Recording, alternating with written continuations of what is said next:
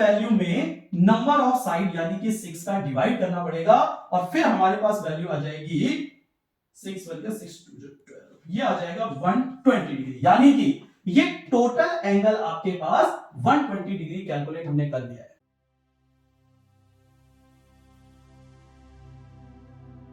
Hello दोस्तों, स्वागत है आपका हमारे YouTube चैनल में जिसका नाम है करियर कैफे इंजीनियर्स ड्रीम। दोस्तों, हम लगातार आप लोगों के लिए सिविल इंजीनियरिंग से रिलेटेड बेहतर वीडियोस लेके आ रहे हैं, तो आप हमसे जुड़े रहिए अगर आप यूकेपीएससी जेई में 100% सिलेक्शन चाहते हैं। आज की इस वीडियो में भी मैं आप लोगों के लिए कुछ इंपॉर्टेंट न्यूमेरिकल्स लेके आया हूं जो कि एग्जाम की दृष्टि से बहुत ज्यादा इंपॉर्टेंट रहने वाले हैं। तो आइए दोस्तों, अब स्टार्ट करते हैं। फर्स्ट क्वेश्चन आपको दिख रहा है, if the bearing of side AB of a regular hexagon traverse shown in the figure is 36 degree 45 minute. आपके पास एक हेक्सागन गिवन है जिसमें AB लाइन का जो 4 बियरिंग है ये आपको गिवन है 36 degree 45 minute. The bearing of the adjacent side BC of the traverse is, हमें कैलकुलेट करना है ये जो BC लाइन आपकी जा रही है इसके लिए कितनी आपके पास 4 बियरिंग आएगी। दोस्तों, सबसे पहले आपको इस न्यूमेरिकल में इंटीरियर एंगल कैलकुलेट करना है और ये कहां से कैलकुलेट होगा, अगर हमें सम ऑफ इंटीरियर एंगल निकालना होता है तो सम ऑफ इंटीरियर एंगल का फॉर्मूला आपको पता होना चाहिए 2n-4 इंटू 90। और अब हम वैल्यू पुट करेंगे तो 2n मतलब होता है नंबर ऑफ साइड और हेक्सागन के लिए नंबर ऑफ साइड आपके पास 6 आ जाएगी, -4 इंटू 90। तो 2 6 12 -4 8 8 9 720 डिग्री। ये तो आपके पास पूरे एंगल का इंटीरियर एंगल का सम आ गया।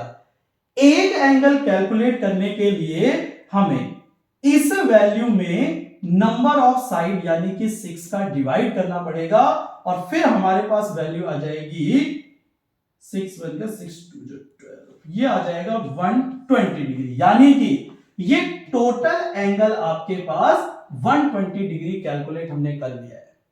अब आपको पता है कि ये एंगल 36 डिग्री 45 मिनट है, तो इतना एंगल भी 36 डिग्री 45 मिनट होगा।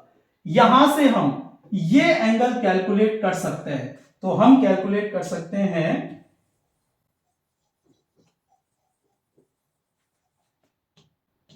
देखिए, अब हमें ये एंगल कैलकुलेट करने के लिए 120 डिग्री से 36 डिग्री 45 मिनट माइनस करना है। तो 120 को हम लिख सकते हैं 119 डिग्री 60 मिनट। और ये मैं आपको इससे पिछली वीडियो में बता सकता हूं कि कैसे जब एंगल से माइनस किया जाता है तो उसे 120 डिग्री में हम 1 डिग्री कम करके 60 मिनट बढ़ा देंगे और इससे हमें माइनस करना है 36 डिग्री 45 मिनट।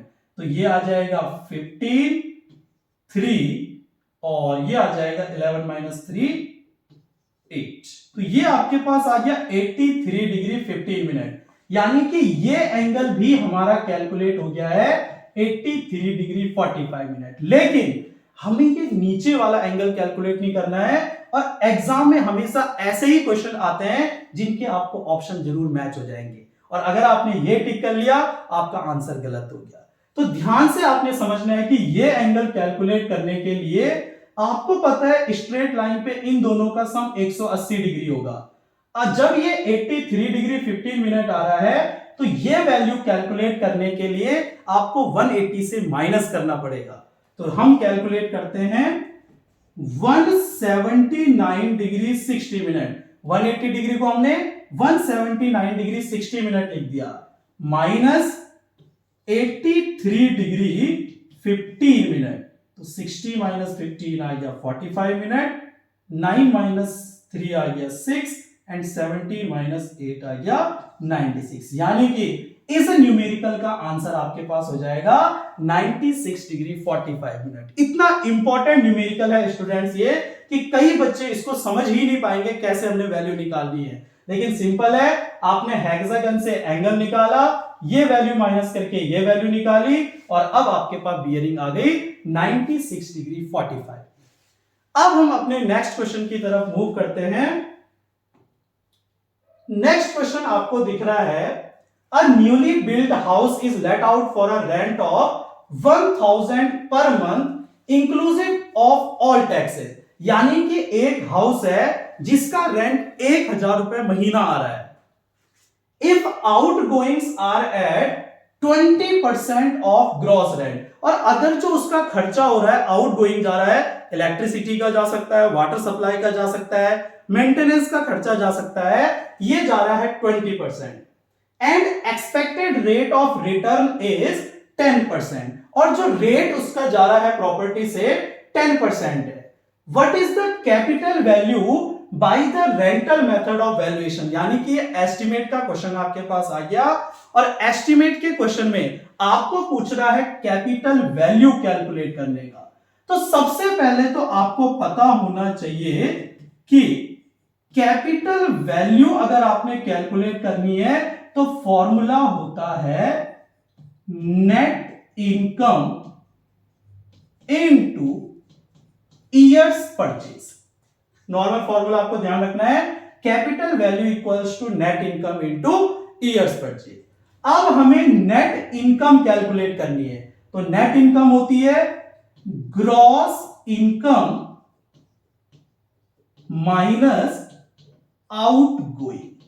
तो ग्रॉस इनकम आप कैलकुलेट करेंगे, एक महीने का अगर रेंट 1000 रुपए आ रहा है तो 12 महीने का आपके पास आ जाएगा 12,000 रुपए, माइनस आउट गोइंग इसने लिखा है if outgoings are 20% of gross rent. यानी कि इस ग्रॉस इनकम या ग्रॉस रेंट आप इसे कह सकते हैं, इसका आउट गोइंग जब माइनस करेंगे तो आउट गोइंग 20% है, यानी इसका 20%, तो 12,000 इंटू 20/100, तो यहां से आ गया 12,000 माइनस ये आपके पास आ गया 2400, और जब आप माइनस करेंगे तो ये आ गया 9,600 रुपए। यानी कि नेट इनकम आपको मिल गई 9600।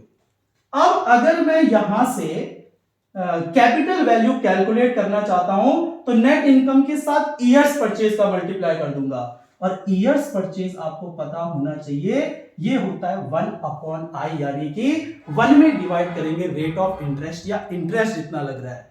तो हम वैल्यू पुट कर लेते हैं, नेट इनकम आई 9600 इनटू इंटरेस्ट आपके पास है 1/i, और i की वैल्यू गिवन है 10%, और 10 परसेंटेज है, परसेंटेज को अपॉन 100 लिखेंगे, ऊपर आके ये 100 बनेगा, ये आया 0 और ये आ गया 96,111, यानी कि 96,000।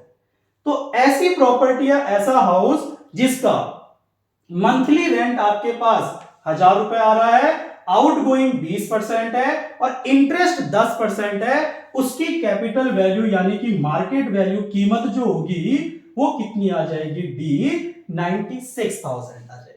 तो ये एस्टिमेट का इतना इंपॉर्टेंट क्वेश्चन है, और ये सारे क्वेश्चन जो मैं आप लोगों को करवा रहा हूं ये सारे क्वेश्चन प्रीवियस पेपर में आए हैं, और साथ में जब आपकी करियर कैफे की ऑनलाइन क्लासेस चलती हैं तो उसमें ये सारे के सारे कॉन्सेप्ट आपको क्लियर करवाए जाते हैं। तो जरूर ऑनलाइन क्लासेस ज्वाइन करें और वहां पे अपने कॉन्सेप्ट को स्ट्रॉन्ग बनाएं। आइए दोस्तों, अब हम जाते हैं अपने नेक्स्ट क्वेश्चन की तरफ।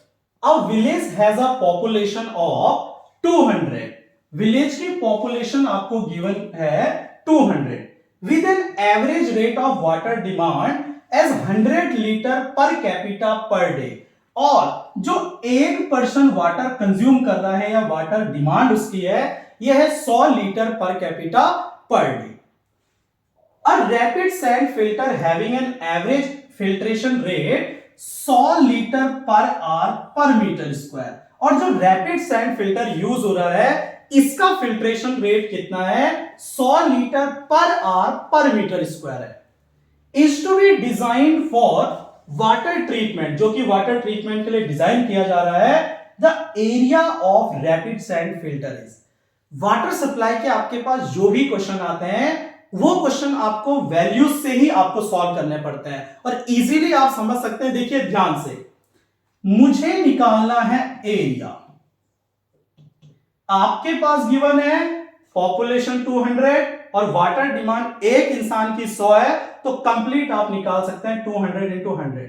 और यहां से आपके पास अगर आप यूनिट इसकी देखेंगे litre per capita per day है, तो यहां से litre per capita per day है। और ये जो आपके पास फिल्ट्रेशन रेट है यह 100 लीटर पर आवर।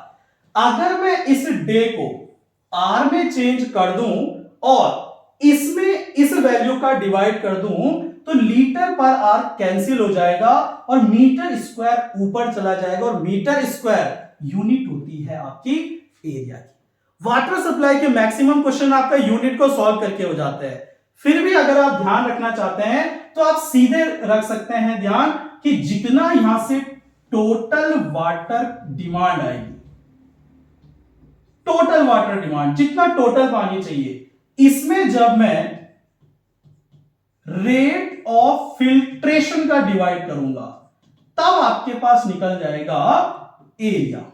लेकिन एक चीज यहां पे जरूर ध्यान रखनी है कि एवरेज फिल्ट्रेशन है। हम हमेशा जो भी रैपिड साइन फिल्टर है या कोई भी आपके पास स्ट्रक्चर है जो वाटर सप्लाई में काम आता है उसकी मैक्सिमम डिमांड लेके चलते हैं। और आपको पता होना चाहिए कि मैक्सिमम वाटर डिमांड के लिए एवरेज के साथ 1.5 का मल्टीप्लाई किया जाता है। तो अब हम यहां से अगर वैल्यू निकालना चाहते हैं तो वाटर डिमांड हम निकालेंगे 1.5, जो मल्टीप्लाइंग फैक्टर है पहले ही मल्टीप्लाई कर दिया, इनटू 200। 200 लोग उस सिटी में रहते हैं और एक की वाटर सप्लाई की डिमांड है 100, तो सबकी कितनी हो जाएगी 200 इंटू 100। लेकिन यूनिट अगर आप देखेंगे litre per capita per day है, तो डे को अगर आप आर में चेंज करना चाहते हैं तो आप 24 से डिवाइड कर लेंगे। अब ये आएगा लीटर पर आर पर कैपिटा। कैपिटा पहले लिखो बाद में लिखो उससे कोई फर्क नहीं पड़ेगा। डिवाइड हम करेंगे जितना रेट ऑफ फिल्ट्रेशन है 100 litre per hour per metre square, तो 100 litre per hour per metre square. Clear? यहां से जब आप सॉल्व करेंगे तो 100 से 100 कैंसिल हो जाएगा, 200 इंटू 1.5 आएगा 300 divided by 24। Litre per hour से लीटर पर आवर कैंसिल हो जाएगा और ये आ जाएगा ऊपर metre square. Per capita per person के लिए इसको आपको देखने की जरूरत नहीं कि पर पर्सन के लिए कितना आपके पास एरिया ऑफ फिल्टर होना चाहिए, वो निकाल के चल रहे, तो मीटर स्क्वायर ऊपर आएगा यानी कि आपके पास एरिया आ जाएगा मीटर स्क्वायर।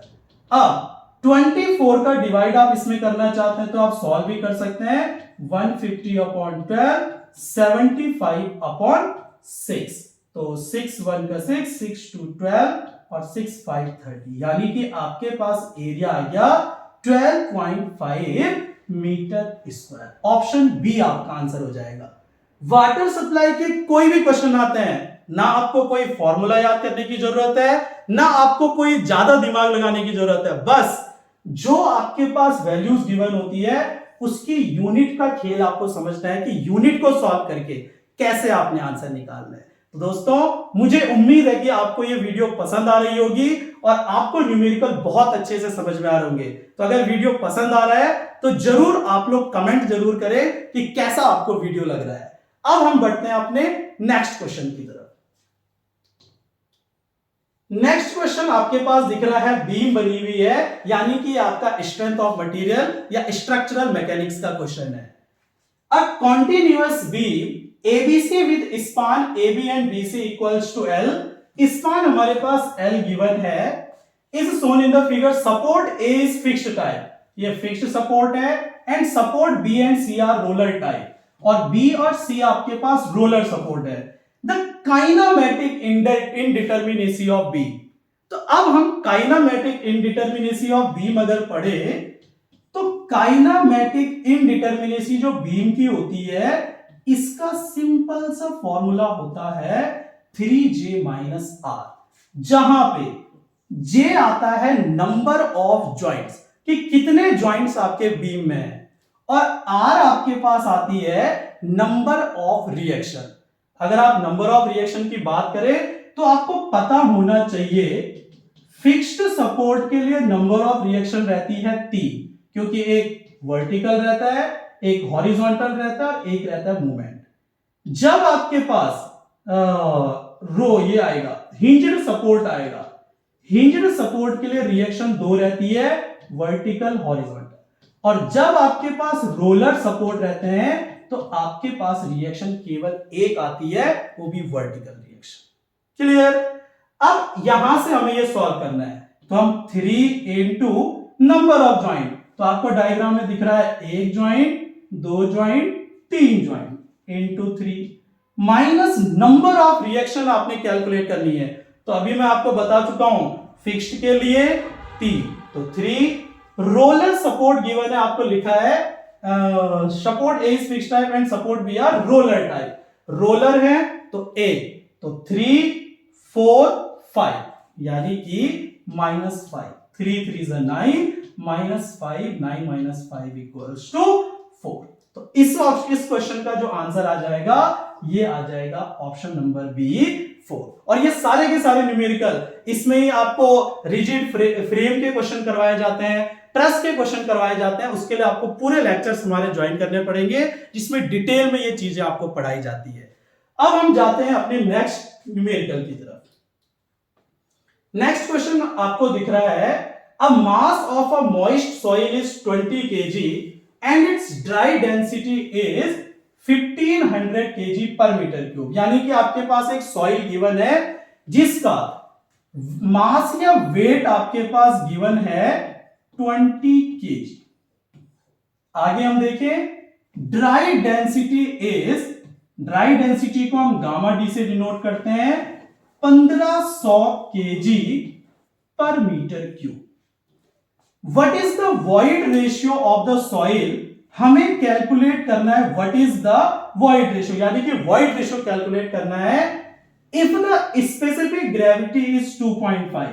अगर हमारे पास स्पेसिफिक ग्रेविटी 2.50 है and density of water is, और डेंसिटी ऑफ वाटर गिवन अगर आपके क्वेश्चन में है या नहीं है, तो आपको हमेशा ध्यान रखना ये होता है 1000 kg पर मीटर क्यूब। क्लियर? अगर यूनिट आपके पास ग्राम पर सेंटीमीटर क्यूब में गिवन है, तब आप इसकी वैल्यू 1 पुट करके चलते हैं। तो अब हम यहां पे गामा डब्ल्यू यानी कि unit weight of water 1000 kg पर मीटर क्यूब आपको गिवन भी है और आपको ध्यान भी रखना है। अब मुझे इस क्वेश्चन से वॉइड रेशियो निकालना है और आपको समझना होगा कि जितना भी गिवन डाटा आपके पास है, कैसे आप यहां से वॉइड रेशियो कैलकुलेट कर सकते हैं। और इंपॉर्टेंट आपके पास है गामा डी। अब आप लोगों को पूरे के पूरे फॉर्मूले याद होने चाहिए। अगर आपको वॉइड रेशियो पोरोसिटी का रिलेशन पूछे तो E equals to n upon 1 minus n, n equals to E upon 1 plus 1 plus E, ये पता होना चाहिए। ES equals to WG relation है, ये पता होना चाहिए। अगर आपको बल्क यूनिट वेट का पूछे तो G gamma W 1 plus W upon 1 plus E, ये पता होना चाहिए। गामा डी के आपके पास 2-3 फॉर्मूले आते हैं, जैसे एक फॉर्मूला आता है gamma d dry unit weight equals to gamma upon 1 plus W। ऐसे ही एक फॉर्मूला आता है gamma d equals to G gamma W upon 1 plus E। और इस कॉन्सेप्ट से आप समझ सकते हैं gamma d equals to G gamma W 1 plus E, E निकल जाएगा। तो अब हम यहां से सॉल्व करते हैं, तो गामा डी